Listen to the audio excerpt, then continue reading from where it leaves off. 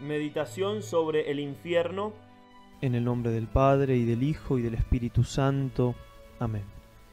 Ven Espíritu Santo, llena los corazones de tus fieles, y enciende en ellos el fuego de tu amor.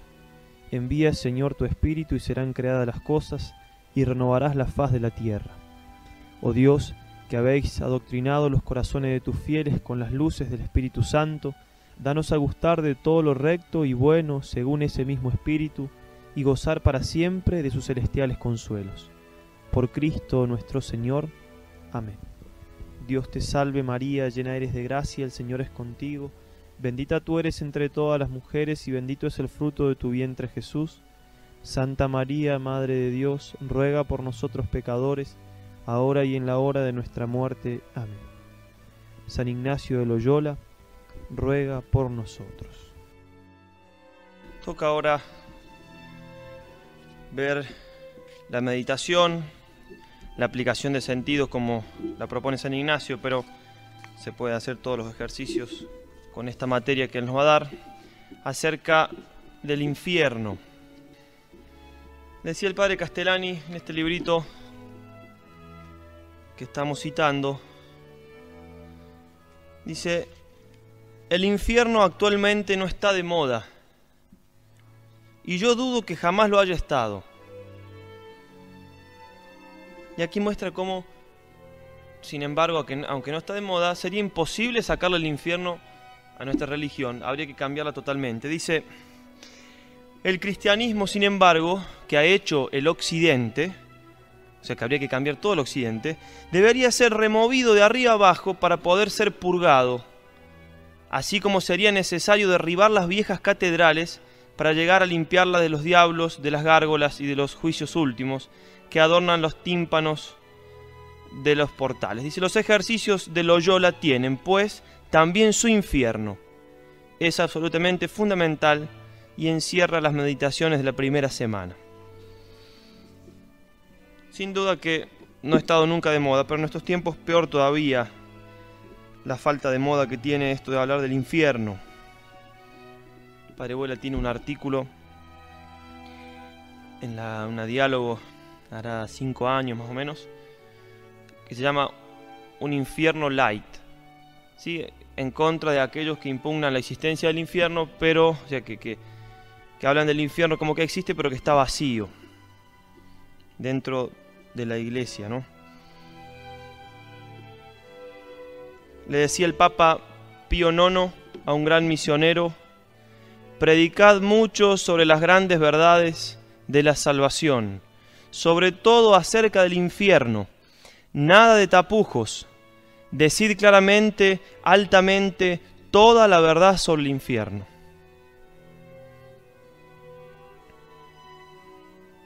Pues nada es más capaz de conducir a Dios a los pobres pecadores.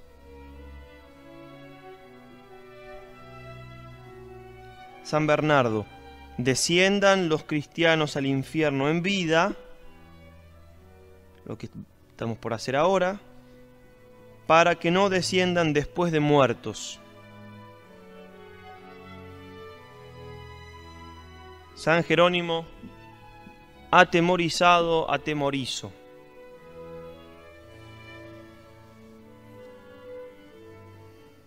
La Virgen de Fátima le mostró el infierno a los 3 pastorcitos, y nuestro Señor habla muchas veces del infierno en el Evangelio. Mateo 25:46: e irán estos a un castigo eterno, y los justos a una vida eterna.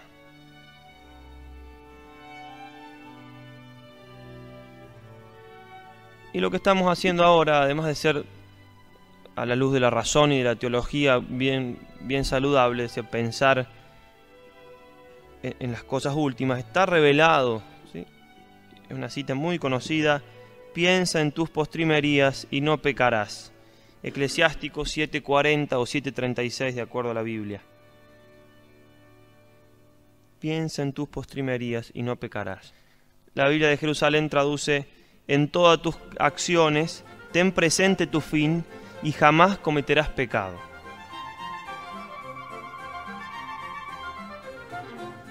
y en esta crudeza que tiene la Sagrada Escritura, en las cosas que son verdaderas. Dice San Pablo, 1 Corintios 6, del 9 al 10, no os engañéis, ni los impuros, ni los idólatras, ni los adúlteros, ni los afeminados, ni los homosexuales, ni los ladrones, ni los avaros, ni los borrachos, ni los ultrajadores, ni los rapaces heredarán el reino de Dios. Juan Pablo II, en este libro que escribió allá por el 94, respondiendo a algunas preguntas de un periodista, dice, el periodista le hace la pregunta si el hombre de hoy está perdido, si todavía vale la pena creer. Vittorio Messori es el periodista reconocido. Dice el Papa, reconociendo las buenas razones de su pregunta, hay que responder honestamente que sí, el hombre en una cierta medida está perdido. Coma. No, es como que el motivo del cual está perdido viene después de la coma, porque no pasa ninguna aclaración. Está perdido, coma. Se han perdido también los predicadores, los catequistas, los educadores, porque han perdido el coraje de amenazar con el infierno. Está perdido el hombre, pero también están perdidos los predicadores, los catequistas, los educadores. ¿Por qué? Porque han perdido el coraje de amenazar con el infierno. Son bien fuertes las palabras del Papa. Así que en algunos ambientes, por mal entender su don de gente y su don de llegar a todos lados, lo tenían y lo tienen como medio progresista, como en algunos ambientes. Ningún problema tiene decir esto y muchísimas otras cosas, por supuesto. Dice, y quizás hasta quien les escucha haya dejado de tenerle miedo. O sea, no amenazan. Y si dicen algo, ya no les creen, ya. Y esto dice por dos motivos.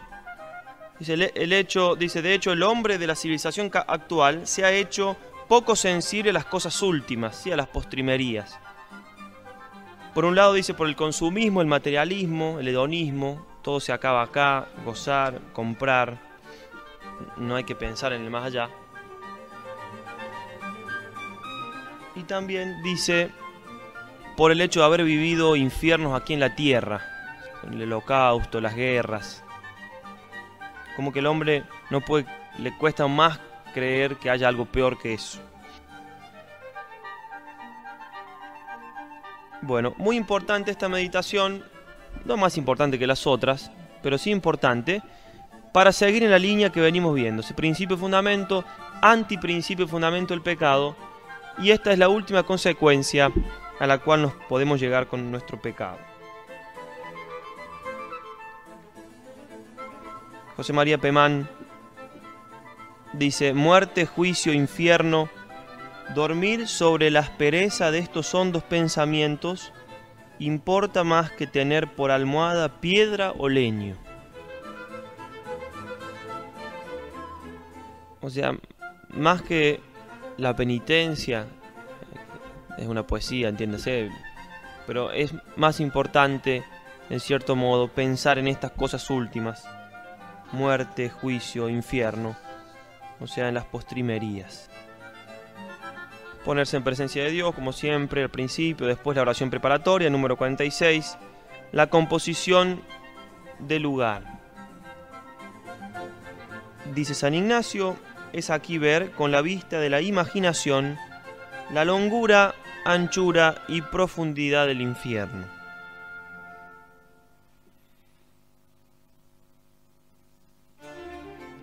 El 13 de julio de 1917, en la tercera aparición a los pastorcitos de Fátima, la Virgen le mostró el infierno. Así lo relata Lucía. Abrió de nuevo sus manos, el haz de luz que de ella salía parecía penetrar la tierra, y vimos como un mar de fuego, y mezclados en el fuego los demonios y las almas, como si fuesen brasas transparentes, negras o bronceadas, con forma humana, que se movían en el fuego llevadas por las llamas que de ellas mismas salían, juntamente con nubes de humo, cayendo hacia todos lados, así como caen las chispas en los incendios, sin peso ni equilibrio, entre gemidos de dolor y desesperación que horrorizaban y hacían estremecer de pavor. Aterrados, levantamos la mirada hacia Nuestra Señora, quien nos dijo con bondad y tristeza: han visto el infierno, a donde van a parar las almas de los pobres pecadores. Cuando recen el rosario, digan después de cada misterio: oh Jesús mío, presérvanos del fuego del infierno.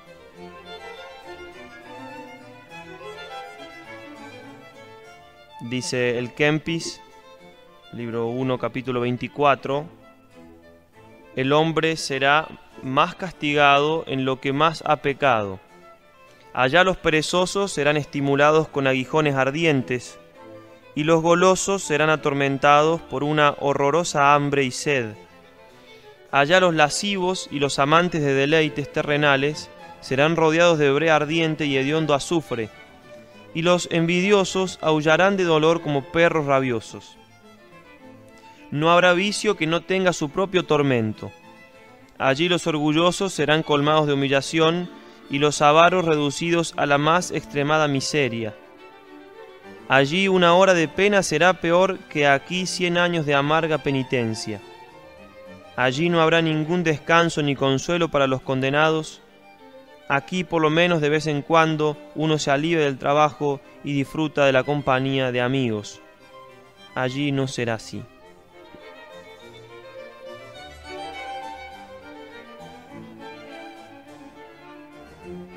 Bueno, lo más importante es entender bien la petición de San Ignacio.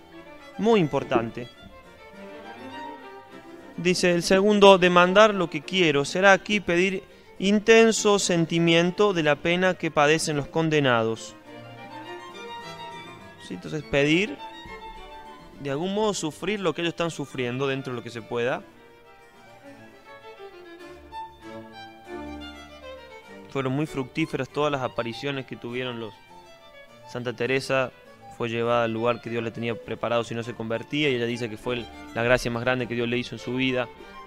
Los pastorcitos de Fátima después del infierno hicieron mucha penitencia por los pecadores, cambiaron un montón de cosas en su vida.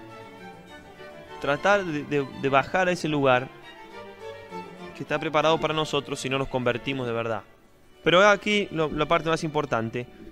Entonces, pedir sentimiento de la pena que padecen los condenados, para que si del amor del Señor eterno me olvidare por mis faltas, a lo menos el temor de las penas me ayude para no venir en pecado. Castellani decía recién que es fundamental esta meditación del infierno en la primera semana. Pero a renglón seguido dice, es fundamental, pero no es el todo ni el elemento principal ni el elemento directo de la primera semana. O sea, no es lo más importante de la primera semana, es fundamental, tiene que estar, pero no es lo más importante. Y explica qué es lo más importante de la primera semana. Dice, el temor, o sea, lo que tratamos de suscitar aquí nosotros, es guiado por Ignacio con el fin de reforzar y defender el amor.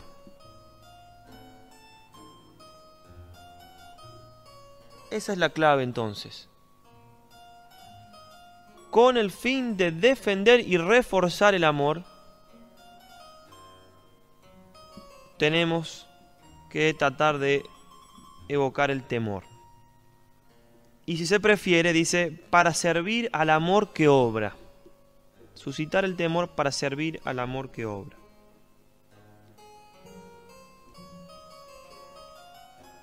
Loyola no es un charlatán de feria. Para ayudarse a vivir conforme a la razón, no para aterrorizar o aniquilar la razón, aquellos que creen en una vida de ultratumba y en una justicia divina, ora se trate de discípulos de Cristo, de Platón, no desatinarían si tratan de convertir en sensible para su imaginación lo que aceptan como real. Virgilio lo ha hecho y Homero también. Todos los grandes poetas de todos los pueblos. O sea, si yo tengo fe cierta de que hay después de esta vida la posibilidad de salvarse y condenarse, ¿por qué voy a rechazar el hecho de tratar de imaginarme qué hay después? ¿Qué tiene de contradictorio? ¿Qué tiene que vaya contra la razón?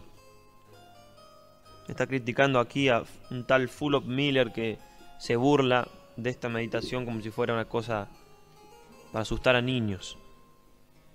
Sigue San Ignacio. El temor, más o menos lo mismo que decía recién, con otras palabras, es una afección desagradable y peligrosa, pues cuando se transforma en pavor, paraliza y enloquece. Es desagradable, es peligrosa, si se desordena puede hacer mucho daño. Pero es una emoción natural y necesaria en la vida y útil a la moral. Para custodiar el amor, para defender el amor y para hacer las veces del amor si éste falta. No hay vida social existente ni posible sin sanciones. Dice, pero el temor en los ejercicios aparece después del deseo y del amor. Otra vez recalca lo mismo. Ya vimos principio y fundamento, ya vimos que el fin nuestro es Dios, ya vimos que Dios nos creó para que lleguemos a Él. Eso tiene que haber suscitado en nosotros el amor. El temor viene después, como un sirviente o un escudo de amor de Dios. Y ahí explica cómo la teología católica rechaza el temor ínfimo y egoísta que se llama servilismo. El temor a Dios se divide en temor servil y temor filial. El temor filial es el que tenemos a Dios por el amor que tenemos como hijos. Tenemos temor de ofenderle.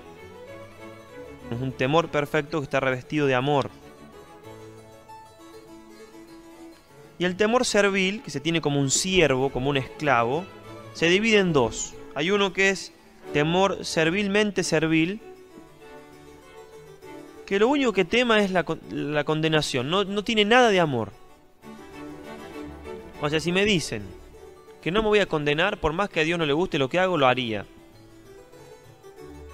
O sea, no hay nada de amor, es un temor servilmente servil. O sea, una cosa que deja de lado cualquier tipo de filiación. Ese temor está mal, ese temor es vicioso, porque es desordenado temer más el mal de pena que el de culpa. Es desordenado temer más la pena que el ofender a Dios, porque quien así teme retiene el afecto actual al pecado, ya que estaría dispuesto a pecar si no fuera por las penas. Por lo tanto, su interior sigue siendo malo y perverso. Por último, porque se teme la pena como mayor mal que la culpa, y esto es señal de que se considera como fin último al bien propio y no a Dios. El temor simplemente servil y no servilmente servil es el que se teme la pena, pero no como algo principal, ni se retiene el afecto al pecado, porque no se teme solo la pena, sino también la culpa, la ofensa a Dios. Implica entonces ya algún amor a los bienes divinos. Y este amor es bueno y ha sido defendido, aprobado por el Concilio de Trento. Empezando ya con el cuerpo de la meditación. Digamos, antes de introducirnos a la aplicación de sentido que pone San Ignacio, algunos textos que nos ayuden a convencernos de la realidad del infierno. Mateo 25:46, irán al tormento eterno. Se habla de eternidad y de tormento. Mateo 25:41, apartaos de mí, malditos, al fuego eterno. Se habla de separación de Dios y de un castigo sensible, ¿sí? Fuego eterno. Lugar de tortura, Lucas 16:28.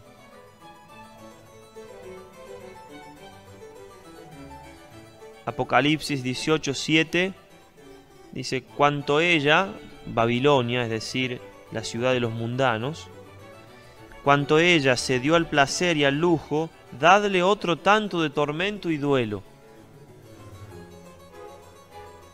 ¿sí? Proporción entonces de las penas a nuestros pecados. Murió el rico y fue sepultado en el infierno, Lucas 16, 22. Se trata de un dolor que envuelve, sepultado en el infierno. Me abrazo en estas llamas, Lucas 16, 24, ¿sí? Exceso de sufrimientos.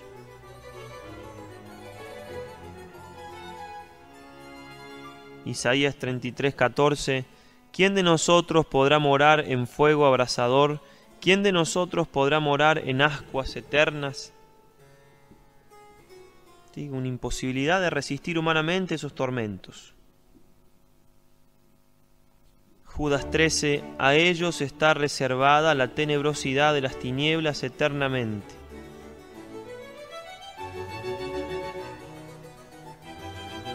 Salmo 48, 20. Jamás volverán a ver la luz. Esencia del infierno. Nos guiamos por el libro, donde, como decíamos, San Ignacio nos invita a hacer una aplicación de sentidos, pero pueden hacer también meditación y aplicar entonces los recuerdos que tengamos de haber gustado cosas feas, de haber olido cosas feas, de haber visto cosas feas, de haber tocado cosas feas, y aplicar eso al infierno. Vas a imaginarme que así y mucho peor es el infierno. El primer punto será ver con la vista de la imaginación los grandes fuegos y las ánimas como en cuerpos ígneos. Santa Teresa de Ávila dice, cuando Dios le hizo ver el infierno, que ya no se explicaba cómo, a pesar de que había unas tinieblas espantosas, todo lo horrible que se podía ver se veía. El oído. Oír con las orejas llantos, alaridos, voces, blasfemias contra nuestro Señor y contra todos sus santos. Imagínense un momento de desesperación, de gritos, que hayan vivido. Pensemos, no sé, la gente que se quemó en las Torres Gemelas o que se tiraba, la desesperación, ¿no? Bueno, eso, pero elevado, todo lo que se puede elevar por la imaginación. Insultos, blasfemias. El olfato. Oler con el olfato humo, piedra, azufre, sentina y cosas pútridas. Cosas podridas. Isaías 34:3. Subirá el hedor de sus cadáveres.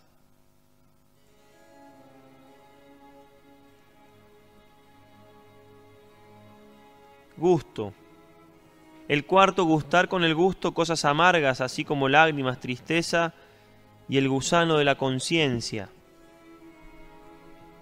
Gusano que come y nunca deja de comer, carcome nuestro... Sí, porque siempre va a haber remordimiento de conciencia durante toda la eternidad.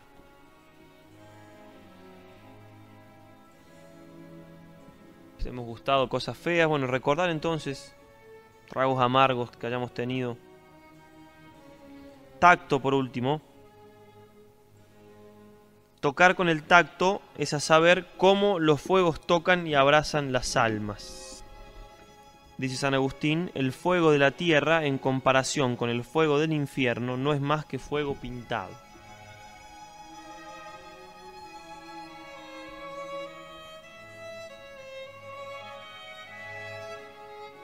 Y esto, que ustedes lo pueden adornar con todas las artimañas de la imaginación, es para toda la eternidad. Que ya ahí no tenemos imaginación porque no nos alcanza, no tenemos forma, pero alguna idea podemos hacernos.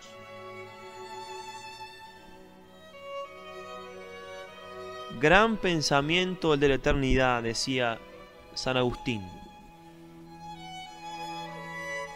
Había una vez un monje que estaba almorzando, a la hora del almuerzo, cumpliendo la regla, después de una mañana fatigadora, trabajando en el campo y demás. Y en un momento se le vino el pensamiento de la eternidad de un modo nuevo. Como nunca le había venido así con tanta claridad pensar de que éramos eternos, de que esa eternidad podía ser con condenación.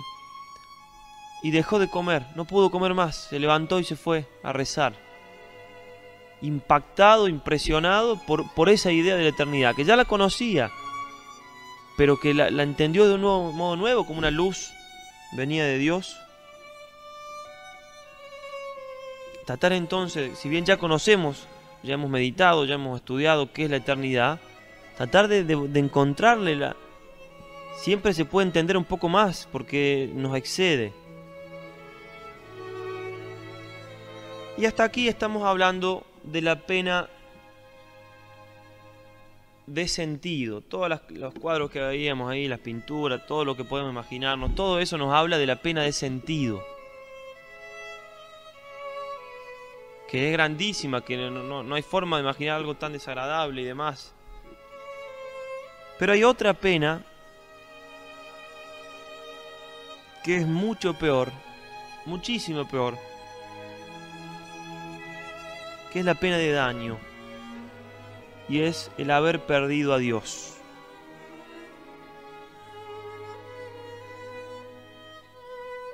Y es algo que ahora ya no asusta más nada porque no se tiene fe en el infierno, pero si alguien tiene algo de fe, lo que más le asusta es que se va a quemar, que perder a Dios es una cosa que, bueno, justamente porque vivimos en un mundo que se ha olvidado de Dios.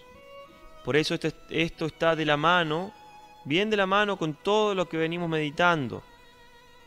Si más crecí en la idea de Dios en el principio fundamento y más, por tanto, me dolí de los pecados, más ahora voy a entender qué es la pena de daño. Porque es perder, por culpa de ese pecado, a ese Dios para el cual he sido creado, infinitamente bueno, infinitamente perfecto, que me ama infinitamente. Muchas definiciones se pueden dar de nuestra época, edad del maquinismo, del relativismo, del confort. Mejor se diría una sociedad de la que Dios está ausente. Tiene un escrito el Padre Hurtado en el que habla, o sea, él lo escribió y dijo que se publicara después de muerto. Y es muy duro, muy duro. Hablando de la sociedad actual, de cómo se ha perdido a Dios, se lo ha dejado de lado. Dice, ¿cuántos en nuestro siglo, si no locos, porque habla de que se está volviendo loca la gente porque Dios ya no está más, y si Dios no está más, no tiene sentido el vivir, y la gente se vuelve loca. Estuvo en un hospital, había 19.000 locos, no sé dónde era. ¿Cuántos en nuestro siglo, si no locos, se sienten inquietos, desconcertados, tristes, profundamente solos en el vasto mundo superpoblado, pero sin que la naturaleza ni los hombres hablen de nada a su espíritu, ni les den un mensaje de consuelo? ¿Por qué? Porque Dios está ausente de nuestro siglo. Cita León Bloy, el Creador está ausente de la ciudad, de los campos, de las leyes, de las artes, de las costumbres. Está ausente aún de la vida religiosa, en el sentido que hasta aquellos que quieren ser sus íntimos amigos prescinden de su presencia. Esta despreocupación de Dios, sigue el Padre Hurtado, no está localizada en un país, es una ausencia universal. Es un hecho y una intención sistemática. Hecho e intención sistemática. O sea, hay voluntades de fondo que están tratando de que Dios no esté más en ningún lado. Al menos de que no estén en la mente de los hombres. Dios sigue estando en todos lados. Por eso uno dice, bueno, la pena de daño, como que no tenemos que por eso meditar y remeditar y darnos cuenta de que estamos lejos todavía de llegar a entender esto como lo entendió San Ignacio, como lo entendió cualquier cristiano de esa época. Todas las demás penas apenas si son penas comparadas con esta pena. Ni todas ellas juntas forman el infierno, sino el haber perdido a Dios.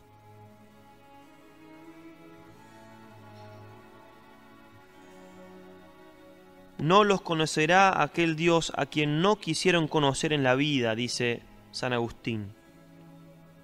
Por eso, si a todas las penas de sentido que nos podemos imaginar, y más aún, nosotros le agregamos el hecho de que esas almas, como esos cuerpos en la resurrección, podrán, siempre en la tercera persona plural, ¿verdad? No vamos a hablar, podremos porque podrán ver a Dios. Si la sumamos a todos esos dolores que van a ver a Dios, el infierno se troca en cielo, se cambia en cielo, porque la gran pena es no tener a ese bien de los bienes, que si bien acá podemos engañarnos y podemos buscar las criaturas y hacernos acallar la conciencia y buscar las cosas creadas y hacernos de cuenta que está todo bien. De hecho, hay gente que está lejos de Dios y dice: yo, Padre, estoy bien, yo no sufro, yo estoy en paz. Pero después de la muerte ya no hay engaño. Después de la muerte, el deseo ese de Dios que tenemos en el fondo de nuestra alma, que nosotros podemos tapar con algunas otras cosas, después de muerto no se puede tapar con nada. Entonces es un deseo irresistible, el mismo que tenemos ahora, pero sin ninguna mentira que podamos poner entre medio, de ver a Dios, y un rechazo de Dios para toda la eternidad.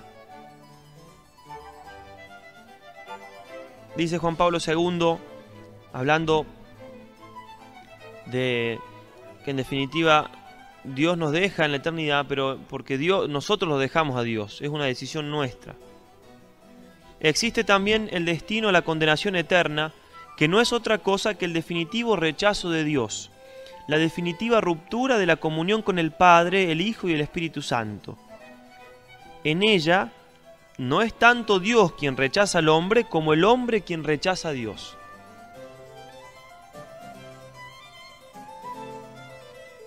Se cuenta en permítame una anécdota chistosa, la vida de una persona de publicidades que hacía propagandas en Estados Unidos, toda la vida haciendo propaganda. Sabemos que las propagandas tienen mucho de mentira, ¿no? No todas, pero se murió y parece que se fue al cielo, por esas cosas le tocó irse al cielo. Y estaba un poco aburrido en el cielo. Pasaba un ángel por ahí, tocaba un poco el arpa, pero entonces iba a hablar con San Pedro, y San Pedro decía: sí, este es el cielo. Bueno, por ahí, de tanto estar en el cielo, pasó una nube donde había una fiesta bien mundana en esa nube. Entonces él realmente quedó contento. ¿Qué era eso? Entonces le pregunta a un ángel, escuchame, la nube que pasó por allá. No, dice, ese es el infierno. Ah, mirá. Dice, ¿yo podría ir para allá? Sí, dice, lo único que si vas no puedes volver, pero sí, yo creo que sí. Bueno, yo lo voy a pensar. Entonces va y hablar con San Pedro. Dice: mire, discúlpeme, yo realmente estoy muy cómodo acá, no tengo ninguna queja, les agradezco la hospitalidad en estos 100.000 millones de años que he estado. Pero dice, yo quisiera ir al infierno porque vi una nube ahí, y bueno, qué sé yo, uno está hecho más para esas cosas, ¿vio? Entonces San Pedro le dice una y otra vez que lo que está diciendo, que no va a poder volver, le explica que el infierno... Bueno, al final, tanto insiste que lo llevan, entonces abren la puerta del infierno y lo tiran y cae en una cosa horrible, ¿sí? Tapado de estiércol, y ya empieza a escuchar insultos de los demonios y demás, y se ve que una oscuridad. Entonces mira a San Pedro que se estaba yendo y le dice: pero esto no es lo que yo vi en la nube. No, dice, lo que tú viste era la propaganda. Contaban eso para mostrar lo mismo que veíamos recién, de que cada uno va a pagar por las culpas que hizo aquí en la tierra. Si él mintió toda la vida en la tierra, también fue engañado en el infierno. Tratar entonces de penetrar en esta verdad, haciendo hincapié en el que tenemos que crecer en el amor de Dios para crecer en el temor del infierno, que van juntas esas dos cosas.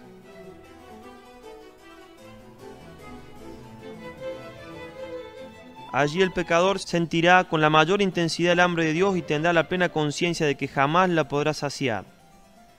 Verá con claridad que es por culpa suya. No habrá nadie ahí ni nada para excusarnos, lo que aumenta el dolor. Todas las gracias que el pecador recibió en su vida van a ser como un aguijón más que se va a clavar en su conciencia, porque las rechazó. las comuniones que hizo, las confesiones, los ejercicios espirituales. Quizás fue religioso, sacerdote, todas las gracias que Dios le dio por eso. Padecerá en todas las potencias. La felicidad del entendimiento es el reposo en la contemplación de la verdad, sobre todo de la verdad suprema que es Dios. Y él quedará fijado eternamente en la mentira. La felicidad de la voluntad es amar el bien infinito poseído como mío. El condenado verá que Dios es la belleza infinita, pero que le excluye de esta fruición. Se obstinará en lo feo y monstruoso, sabiendo que así aumenta el tormento de sus facultades estéticas.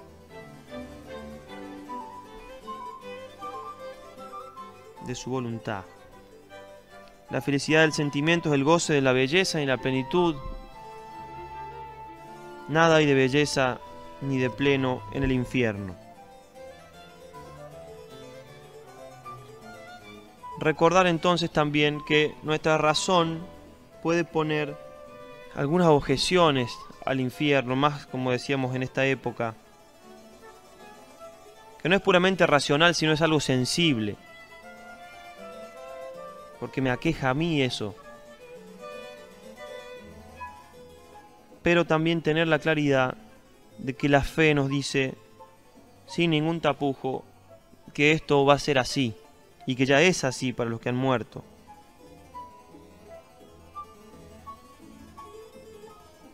Que Dios sea infinitamente bueno, infinitamente misericordioso, no significa que Dios no sea infinitamente justo.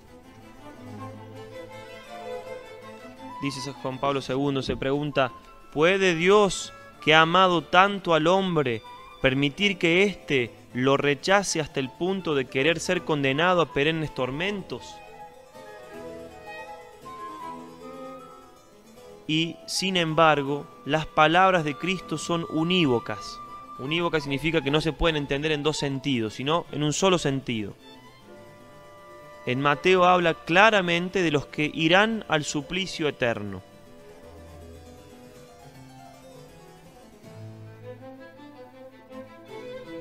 Por más crudo que parezca, por más difícil que parezca, es la verdad. Y así como creemos en la Trinidad, así como creemos que Jesucristo es Dios, que existe un cielo, que tenemos un alma, todos los que creemos a la misma altura, al mismo nivel, tenemos que creer en el infierno.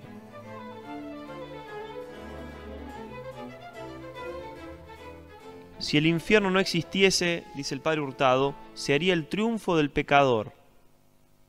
Llegaría el momento en que se saldría con la suya. La pena como aniquilante es nula. ¿Sí? También la pena como decir, bueno, los que se condenen no van a existir más. Va explicando el Padre Hurtado, ¿no? Esto, lo otro, la justicia, el orden. Y después dice, bueno, pero si no llegamos a entenderlo, no importa, no lo he dicho en estas palabras, porque tampoco entendemos los otros misterios y los creemos. Si la razón nuestra no llega a decir, claro, es justo que haya un infierno eterno, que podría llegar a decirlo, o sea, razonando la fe, no importa, si Dios lo reveló, es tremendo caer en las manos del Dios vivo, Hebreos 10:31. Eso también está en la Escritura. Y teniendo bien presente que lo que decía Juan Pablo II recién, leíamos, que en definitiva es uno que se aparta de Dios, y no tanto que Dios nos aparta de Él.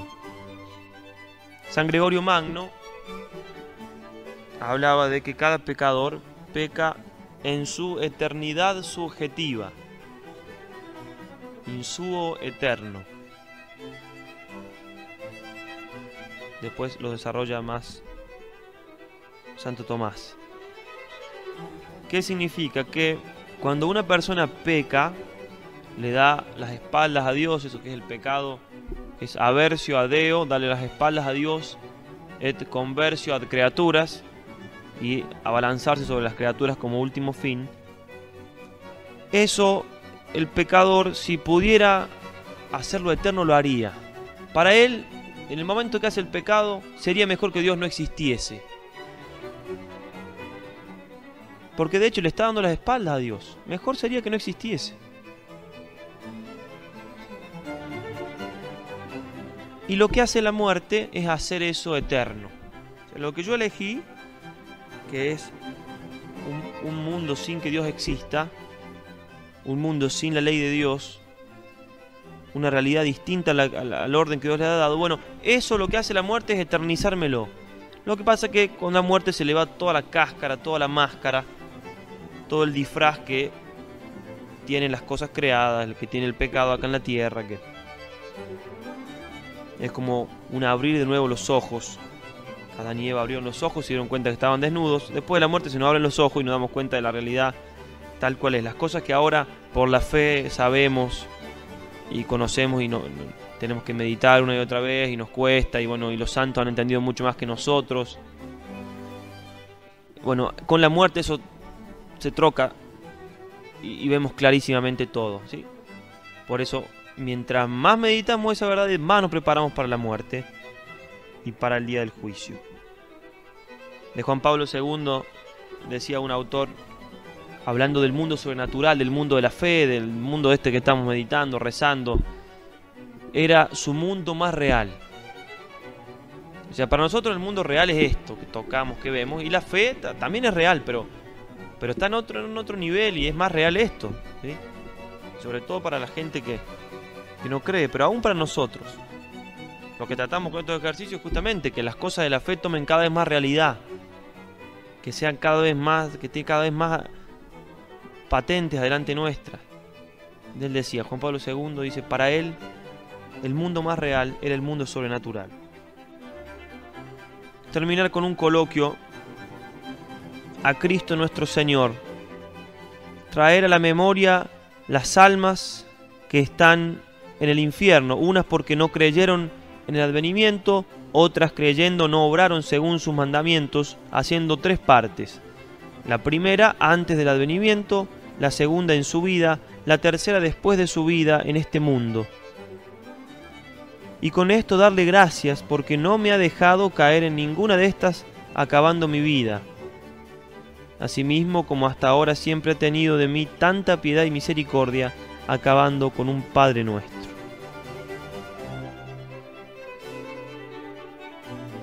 Otra vez nombra la palabra misericordia. En definitiva, nos puede ayudar, por último, a hacer esto ante Jesucristo crucificado, porque todas estas objeciones de la razón que nosotros podemos llegar a tener o que nos pueden llegar a decir, cómo puede ser una condenación eterna, cómo puede ser esto, bueno, ante Jesucristo crucificado, visto con ojos de fe, se disipan. Porque uno dice, sí, bueno, está bien, es difícil entender que haya un infierno eterno, pero Dios se hizo hombre y murió en la cruz para que no nos vayamos a ese infierno eterno. ¿Acaso los dolores que él tuvo fueron irreales? ¿Acaso fue todo un juego lo de él? Y él era Dios hecho hombre, o sea, ¿qué más puede hacer Dios? ¿Qué más puede hacer? Sí, podría haber creado otro orden de cosas, otro universo, otra forma de premiar, otra forma de... Bueno, pero una vez que creó esto como lo creó en su sabiduría infinita, de su parte, ¿qué más puede hacer que hacerse hombre y morir en la cruz por nosotros para salvarnos? Y decirnos, miren, esto, después se van a morir, pasa esto. Si uno le quiere creer bien, si no, Dios no puede hacer más.